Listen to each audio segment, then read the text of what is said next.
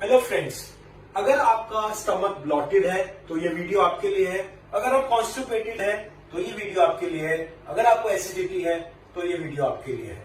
और अगर आपको स्टमक से रिलेटेड कोई भी प्रॉब्लम फील हो रहा है तो ये वीडियो आपके लिए है। कोविड-19 के बाद लाइफ जैसे रुक सी गई है और इससे ज्यादा रुक गया है हमारी बॉडी का सिस्टम। आज मेरे पास काफी सारे लोगों के ये फोन कॉल्स आ रहे हैं, मैसेजेस आ रहे हैं कि स्टमक का बहुत इश्यू आ रहा है। My dear friends, this is Manish Luthra, the founder of Bliss Detox Care from Ahmedabad. आज हम बात करने वाले हैं कुछ डाइजेशन से रिलेटेड प्रॉब्लम्स। मेरे हाथ में कोलन का ये स्ट्रक्चर है। आज हम कोलन पे बात करेंगे, किस तरह से हमारा डाइजेस्टिव सिस्टम बिगड़ जाता है, उसके कॉजेज पे, और हम उसको किस तरह से रीस्टोर कर सकते हैं और उसका प्रिवेंशन कैसे कर सकते हैं फ्यूचर के लिए, उस पर बात करेंगे। सबसे पहली बात फ्रेंड्स, मैं पहले भी ये कह चुका हूं कई बार कि हमारी आंतों के, हमारे पेट के दांत नहीं है, इसलिए ये बहुत इंपॉर्टेंट है हम जो भी खाना खाएं उसको अच्छे से चबाएं।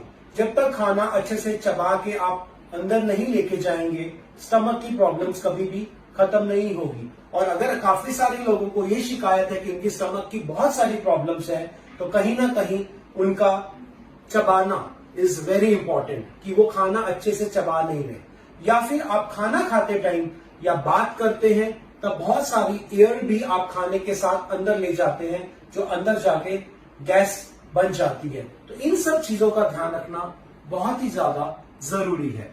फ्रेंड्स, हमारा खाने का सिस्टम कैसे है? जब हम खाना खाते हैं हमारी स्टमक में जाके वो खाना डाइजेस्ट होता है, जो एसिड्स हमारी स्टमक के अंदर है उसको डाइजेस्ट करते हैं।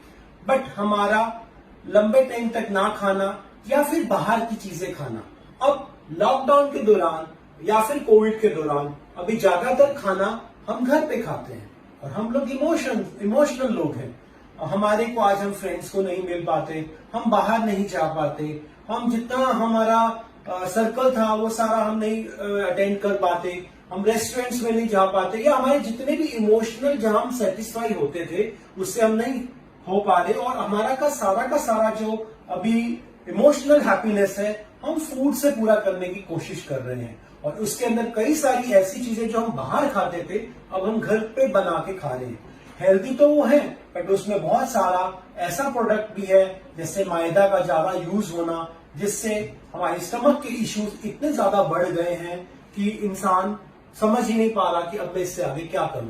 पहले आपकी बॉडी मूवमेंट्स ज्यादा रहती थी, आप जिम्स जा सकते थे, वेलनेस सेंटर्स जा सकते थे, नेचुरोपैथी में अपने जाके कई सारे ट्रीटमेंट्स करवा सकते थे। बट आज हर जगह जाने में बहुत डर लगता है। तो ऐसा तो क्या करें जिससे हमारी ये स्टमक रीस्टोर है? तो वो समझने से पहले आपको ये समझना है कि ये हमारी स्टमक बिगड़ती कैसे है।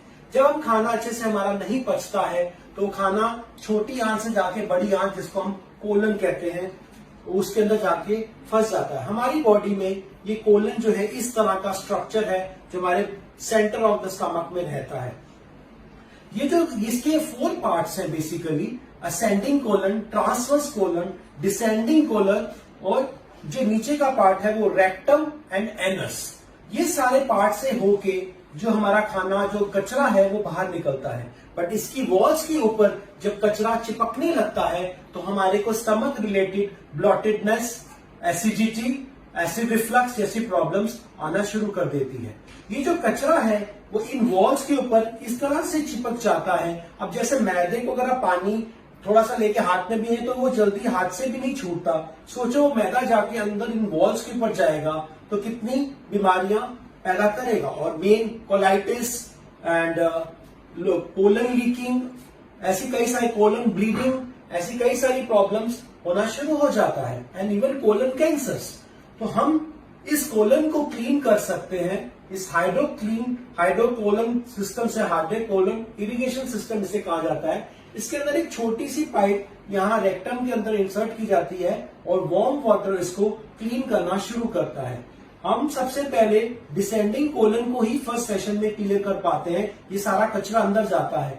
20 to 30 लीटर्स ऑफ वाटर, जो 1-2 लीटर के हिसाब से अंदर जाएगा, आप उसको होल्ड करेंगे और रिलीज करेंगे, और उसके साथ कचरा, अब जो निकलने वाला जो कचरा है वो अलग अलग कलर का होता है, जैसे ग्रीनिश है, येलोइश है, डार्क ब्राउन है, ब्लैक है। उससे हमें पता चलता है कि अंदर की जो कंसिस्टेंटनेस है वो कितनी पुरानी है और आपकी बॉडी कितनी अल्कलाइन है या एसिडिक है। हम उसके अकॉर्डिंगली आपको रिकमेंड करते हैं। बट 3 सेशंस का लेना इसके अंदर बहुत जरूरी है, क्योंकि डिसेंडिंग, ट्रांसवर्स और असेंडिंग कोलन, ये तीनों कोलन का साइकिल जो है वो 3 सेशंस में कंप्लीट हो पाता है। और एक सेशन और दूसरे सेशन के अंदर 3 से 4 दिन का डिफरेंस रख सकते हैं। फिर उसके बाद मेंटेनेंस के लिए जब ये पूरा कचरा बाहर निकल जाए, आप 2 महीने 3 महीने में कोई एक बार सेशन ले सकते हैं। ये सारा कचरा निकलने से जो आपकी एसिडिटी की प्रॉब्लम है, गैस की प्रॉब्लम है, पाचन की प्रॉब्लम है, या फिर डायरिया है काफी सारे लोगों को कि खाना पचता नहीं है, तो वो भी दूर होना शुरू हो जाता है। इसके साथ साथ हम हाइड्रोकोलन थेरेपी के साथ साथ इंफ्रारेड डिटॉक्सिफिकेशन भी साथ में क्लब अप करते हैं, जो रिस्पॉन्सिबल है आपके ब्लड सर्कुलेशन के लिए। वो आपकी मसल्स को रिलैक्स करता है, बॉडी ऑर्गन्स को रिलैक्स करता है और ऑर्गन्स को मैक्सिमम ब्लड सर्कुलेशन देता है, जिससे कि वो रिलैक्स हो जाती हैं और जो इसके अंदर कचरा जो रुका हुआ है वो कोलन में आ जाए और वो आपकी जब हम सेशंस करें तो वो निकल जाए। फर्स्ट सेशन के बाद सेकंड सेशन का जो टाइम है वो 4 to 5 डेज या मैक्सिमम 1 वीक तक जा सकता है।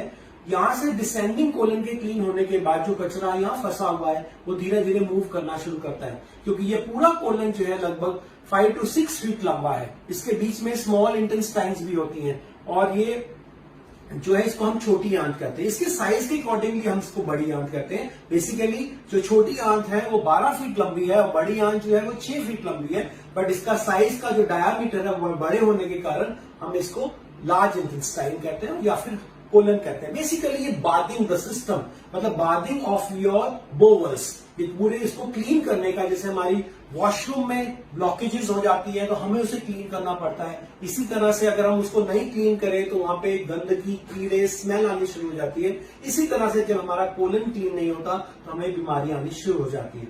तो फ्रेंड्स, आप इसके लिए आ सकते हैं, विजिट कर सकते हैं, अपॉइंटमेंट दे सकते हैं। जो कोविड नॉर्म्स है हम उसको फॉलो कर रहे हैं। यहाँ पे प्रॉपरली सैनिटाइजेशन प्रॉपरली होता है और आपको एक टाइम में एक ही इंसान को यहाँ पे ट्रीटमेंट दिया जाता है।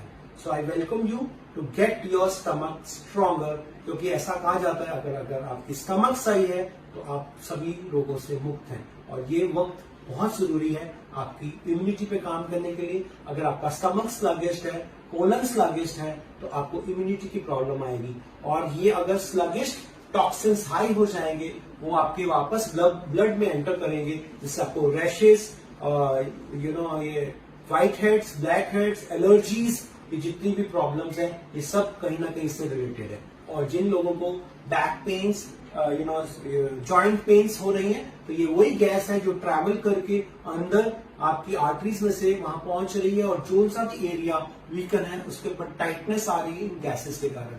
और अभी जो ये मानसून का सीजन है, इस टाइम पे स्टमक की गैसेस ज्यादा बनती हैं स्टमक के अंदर और जो ज्यादा तंग करती हैं। तो ये राइट टाइम है अपने कोलन को क्लींस करने के लिए, कोलन इरिगेशन के लिए। So I welcome you at Bliss detoxification. Come and get yourself cleansed. Thank you very much.